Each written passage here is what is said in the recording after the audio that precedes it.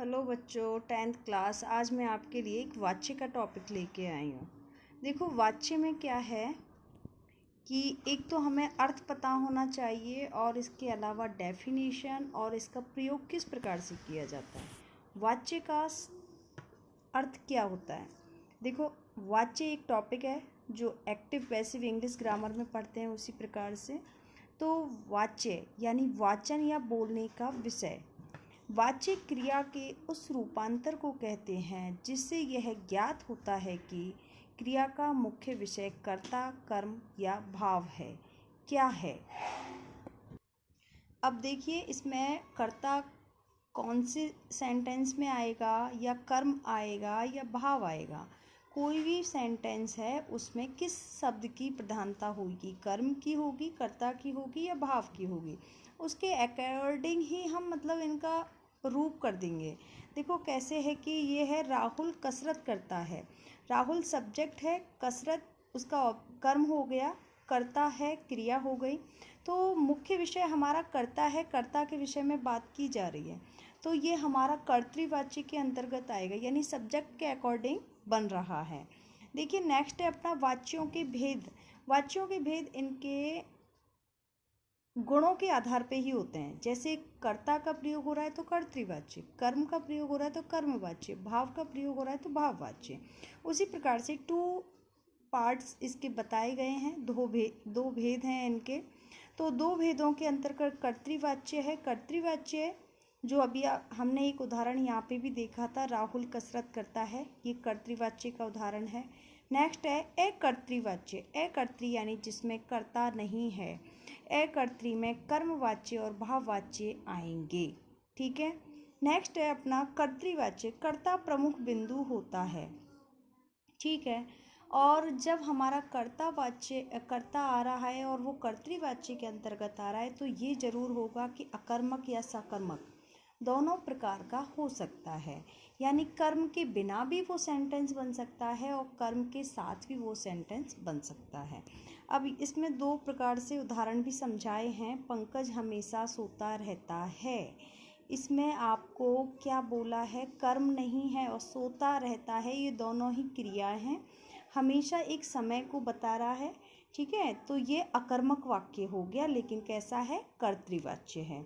बच्चे मैदान में खेल रहे हैं, इसमें क्या है कि मैदान में ये आपका ऑब्जेक्ट है, खेल रहे हैं ये क्रिया है, ये सकर्मक क्रिया के अंतर्गत आ गया, तो ये इसमें जाएगा सकर्मक में।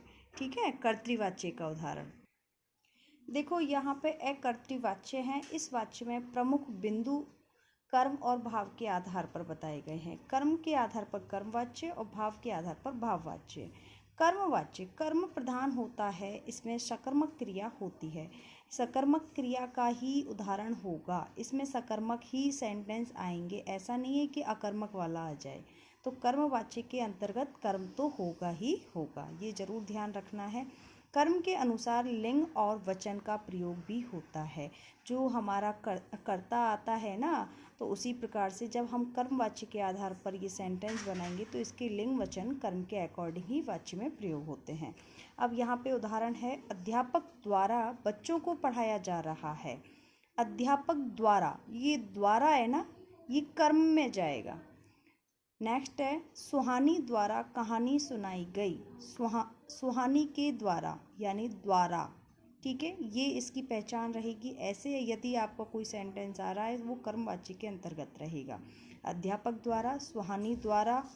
ठीक है, बच्चों द्वारा फूल चुने जाते हैं, तो इसमें क्या होगा, द्वारा, कर्मवाच्य के अकॉर्डिंग।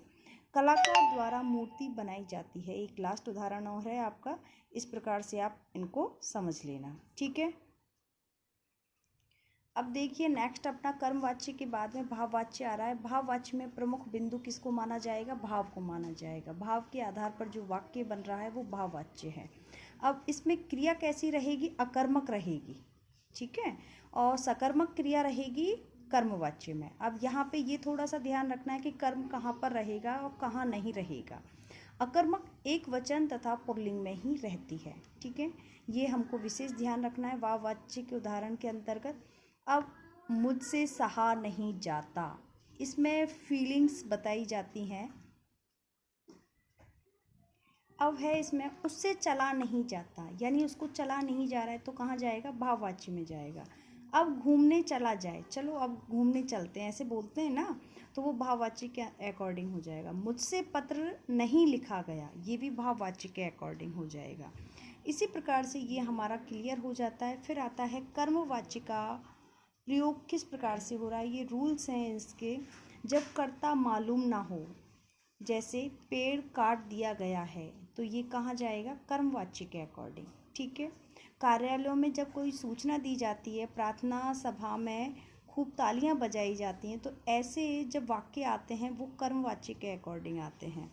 कानूनी भाषा का प्रयोग करने के लिए भी नियमों का प्रयोग होता है, वह भी कर्मवाची के अकॉर्डिंग होता है। कलाकार के द्वारा मूर्ति बनाई जाती है, ये आपका एक उदाहरण बता दिया है। अधिकार जताने के लिए अपने स्वास्थ्य का ध्यान रखना, अधिकार बोल रहे हो आप, स्वास्थ्य के प्रति बात कर रहे हो और उसमें सब्जेक्ट का प्रयोग नहीं है, तो वो सभी आपके कर्मवाची के अकॉर्डिंग आएंगे। देखो भाववाची के प्रयोग के भी नियम।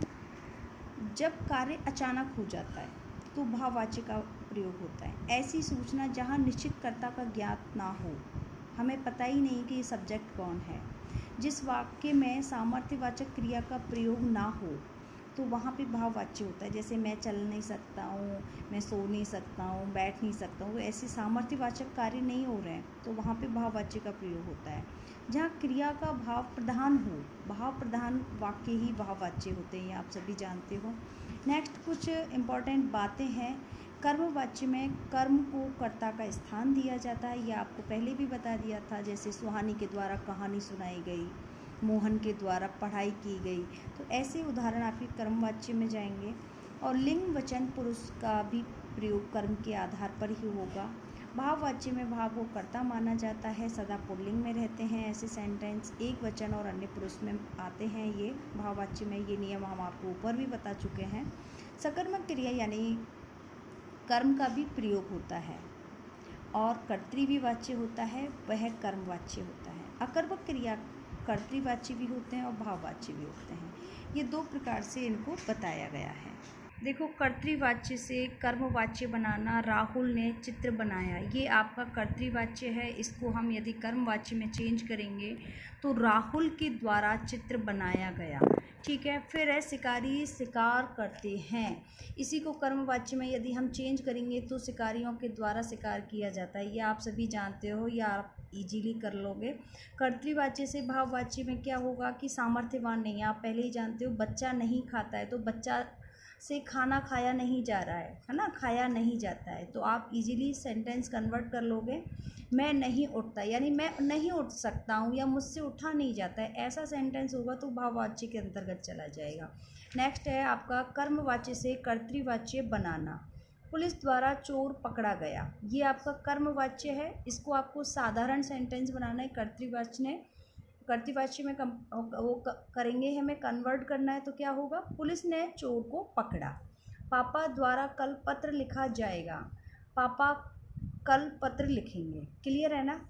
यहाँ से भाववाच्य से कर्तृवाच्य बनाना है, ये क्या कन्वर्ट करने हैं आपको, ये थोड़ा सा हमको कॉन्सेप्ट क्लियर होगा तो इजीली आप इन उदाहरणों को सॉल्व कर लोगे। रोगी से बैठा नहीं जा रहा, ये आपका भाववाच्य है, इसको कर्तृवाच्य में करेंगे, रोगी बैठ नहीं सकता। उठो जरा घूमा जाए, तो उठो जरा घूम लेते हैं। देखो ये टॉपिक क्लियर हुआ, वाच्य बहुत शॉर्ट तरीके से कराया है, और यदि इसमें कोई भी दिक्कत होती है तो मुझे बताएं एक बार।